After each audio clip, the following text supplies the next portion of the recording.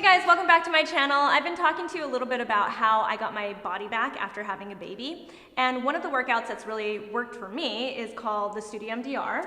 It's a Megaformer. Yes, Lagree Fitness Megaformer workout. There you go, what Mary said. So I'm actually here at the Studio MDR studio where everybody does the actual workout. You can hear a little bit of an echo. It's a big room. Sorry about that. But I wanted you guys to meet Mary Miller. She's the head instructor here, and she's actually going to show us a few moves today that we can ease into fixing our Diastasis Recti, which is something that I got. It's when your ab muscles don't completely go back together after your pregnancy. So there are ways to ease into it, and then maybe eventually do a workout like this, like I'm doing now.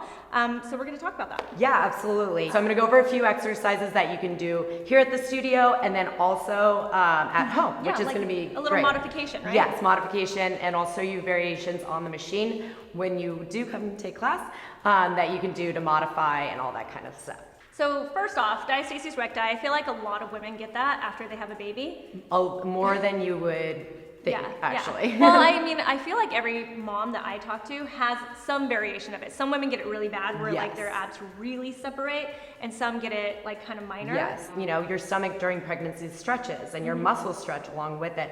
So in order to build that strength back, you really have to be mindful and careful about every exercise that you do, because you don't want to take it to that next level too soon and make it worse. Right, because you can, right? You can actually yes, you stretch it out. absolutely can, yeah. In order to build back, you have to take it easy and ease into things, especially ab exercises on a machine. And you have to get clearance from your doctor too. I had a C-section. Oh yeah, My doctor was like, you can't work out for 6 weeks.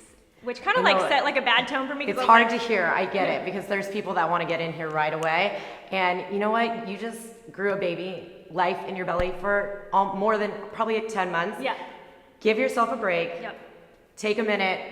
And enjoy your time. Ease into it. I can just tell I have Diastasis Recti because I can literally stick my fingers into my stomach. It's gotten so much better, but in the beginning, I probably had a little bit less than an inch between my ab muscles, which isn't terrible. That's actually not a severe form of it. Some people actually get they can put their fingers between their ab muscles, and it's really crazy. Yeah, that this happens. I know. So one of the ways that you can tell is you lay back, you put one arm behind your head, and you lay completely flat, and then if you just kind of lift up a little bit and put your finger right where your belly button is, you'll kind of be able to fit your fingers right between your ab muscles, and you'll be able to know a lot of people measure it by how many fingers they can fit between it. So I can only fit one finger between mine now, but I used to be able to fit 2 fingers. What are what are we focusing on? So we're going to be focusing on the core today. Common misconception about the core is that it's just your six-pack.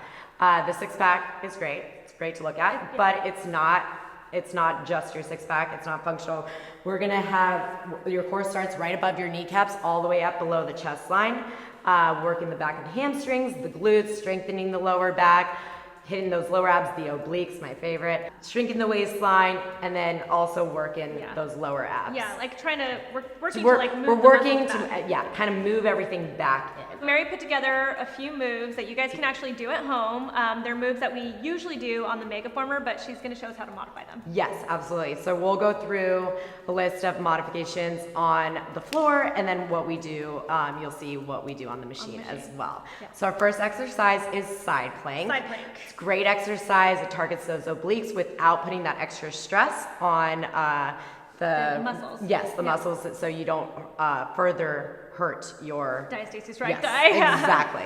And side plank is just you pretty much are elbow down on the side, hips up. You can start on your knees to modify, and then once you build that strength, you can rise up on your feet, flexing those feet, stacking the feet on top of each other, and then kind of lifting your hip up, and then making sure your hips are nice and aligned so your oblique is activated.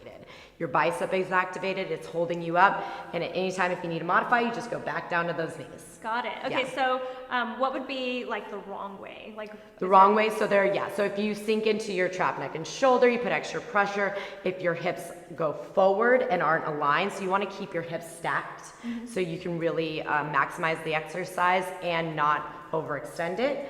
And then if you sink down too low, you're not really doing anything and you could hurt your lower back. So you always just want to make sure everything's aligned and you're not putting extra pressure in areas that you don't want to work. How high up do you have to go on your side, like when you lift your hips? So if you're on your elbow, so like right about like align with the shoulders. Okay. So if you're on your side, lift that hip up, align with the shoulders, keep that position. If you can't maintain the position on the feet, you go to the knees. So easiest would be to start knees. Start on the knees and then work your way up to your feet. And then if you want to make it even harder, you can add variations like lifting your leg up. You can add a pulse with your hip. You can add leg raises with your right, the opposite leg that's up. And then you can eventually do it on the Megaformer. And then do it on the machine, absolutely. So each exercise we usually do between 30 seconds and a minute. So second move is what? Just your standard plank. Okay. This is could be a very intense exercise when you're first getting back in to working out. So you want to be super mindful of that and make sure that you don't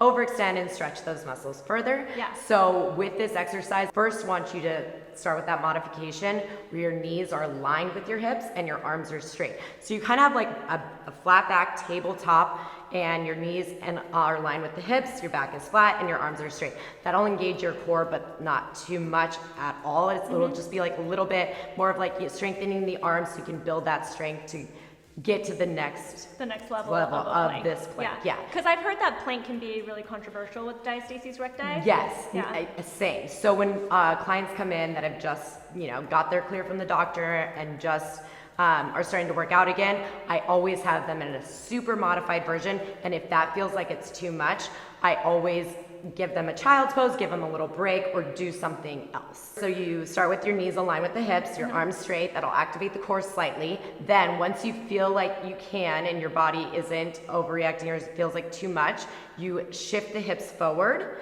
and your arms are straight but stay on the knees. So you want to keep a neutral spine, keep your hips tucked, and your back continues to stay flat because you want to support your lower back.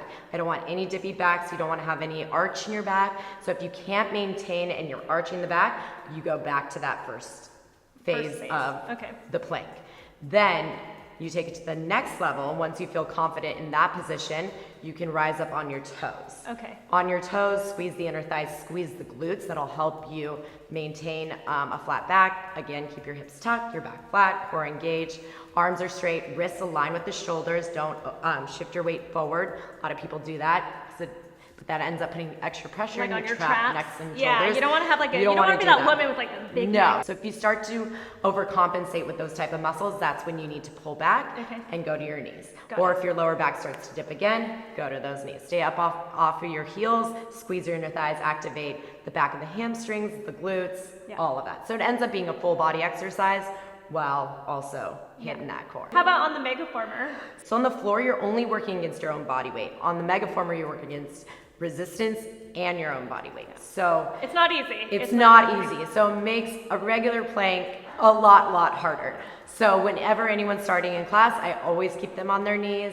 Their back is nice and flat, and then we work our way up gradually to our toes. All right, so move number 3. So we're gonna do hip lifts. So this is a great exercise because you're super supported, you're laying on your back, little to no pressure on your joints. It kind of feels good too because you're lifting those hips up, you're squeezing the glutes. You put your heels up and then you lift your hips up. At home, you can do this anywhere. You can put them up on like a bench or a chair, something that's stable, or a wall. And you just squeeze your booty as you lift up, and that also engages your abs. But you're super supported, you're not putting a lot of extra pressure on. But if you think about like a hip lift, it's kind of like a plank position, but just in a backwards form. So you're kind of like lying down and like lifting up, but you're still engaging protecting the lower back, squeezing the glutes, strengthening the lower back when you squeeze the glutes, which will help strengthen those abs. When we come to the machine, we have our high bars that we turn in, you lift the hips up, supported by those hips, and you lift, and you can go slow, you can go fast, range of motion can go longer, shorter, depending on the pace of the class and what we're all working and all that kind of stuff. Okay, move number 4. So toe taps. Toe taps is great. You can do them anywhere, at home, laying on your back. Just make sure you have a neutral spine. So the flat back, you want to press the back against the ground. You don't want to have that arch. So a lot of times when we're working our abs again, we don't have those ab muscles. And if you think about it, when an arch happens, it's your abs falling. So you want to tuck the hips under, neutral spine. And if you can't maintain that form, maybe toe taps in the beginning might be too much. Or you can always place your hand underneath your hips to give you that extra support. With toe taps, you lie down on your back. You can place your hands behind the head or underneath your hips. And then you have your legs up in a 90-degree angle, and then you go one toe down, and alternate. That'll work your lower abs because you're engaging, you're squeezing your glutes, you're tucking your hips. So when you add that movement, and you can keep it slow and controlled, slower is better, especially in the beginning, because when you go fast, that's why I love this machine and love this machine for people trying to get back in shape after they just have given birth. You just bring those straps above, align your wrists with your shoulders, hold them, and then you'll have the tension because of the springs, and then you just hold, you maintain that lower back, neutral spine, and then you toe tap down, one, and then the other. Got it. Okay, Yeah. I like it. How many of those would you do? Or are you just doing that? So everything, yeah, so a lot of our exercises can go from 30 seconds to a minute and a half. That exercise, I would probably do about a minute. And then 5. So we're gonna do a squat. We'll probably do the super straddle, which is a great exercise because you engage, strengthen the lower back, sit the booty back, you're engaging the core. You're also using the arms to extend up, widening these hips. So you're pushing through your heels, your toes. What you wanna mostly be concerned about is make sure you're pressing through your pinky toes, your heels, keeping everything grounded so you don't accidentally hurt your knee, and you want to keep your knee aligned with your ankles. So whenever you're doing squats, whether that's home or in the studio, make sure those knees stay aligned with the ankles, protect your lower back, keep your chest open. So at home, you can just do squats on the ground with that form. Here we use it with red handles to add a little variation to get that heart rate up. And then we also do the lunges. Lunges are great. You can do these at home or you can do it on the machine. The lunges also give you nice stretch in the opposite leg. So at home, I would just have one foot planted on the ground, the other foot back, and you can do a stationary lunge. You just keep that the front right leg nice and secure, and then you let the left knee pour down from the hip. Keep the right knee on top of your ankle. Make sure your hips are squared off, shoulder width apart, and all your weight is in your right heel. A good way, a rule of thumb, is you can lift up the front working foot, wiggle the toes. You don't need to put pressure in the toes.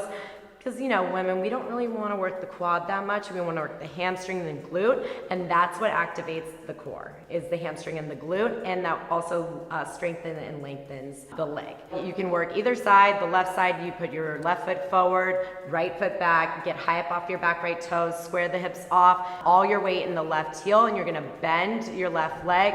Your right knee is gonna pour down from your right hip, staying up on the right toes, all the way in the front left heel. You can wiggle those toes, you keep your foot flat. You go down for 4 and up for 4, and that'll hit the back of the hamstring, the glutes, while also working the core. Well, thank you so much, Mary. I'm so glad that you course. showed us all of this. I just had her in class on Friday, and she's kicking butt, holding planks like it ain't no thing. I mean, you're giving me a little bit too much credit, but I'm getting there. You are. I mean, that's the point, though. Yeah. We're always changing, It's a journey. always making it hard for you. Yeah, I love it. I Good. love it. Thank you so much, you guys. Of course. Thank you for watching this. I hope these moves help you. And come take class at the Come studio. take, you guys, you'll love Mary. It's awesome. You We're will. opening a new studio Yep, too, definitely. so we'll have In 4 Culver City. studios. Yep. Yes. Yep, definitely. So come see us. Thank you guys so much. Bye.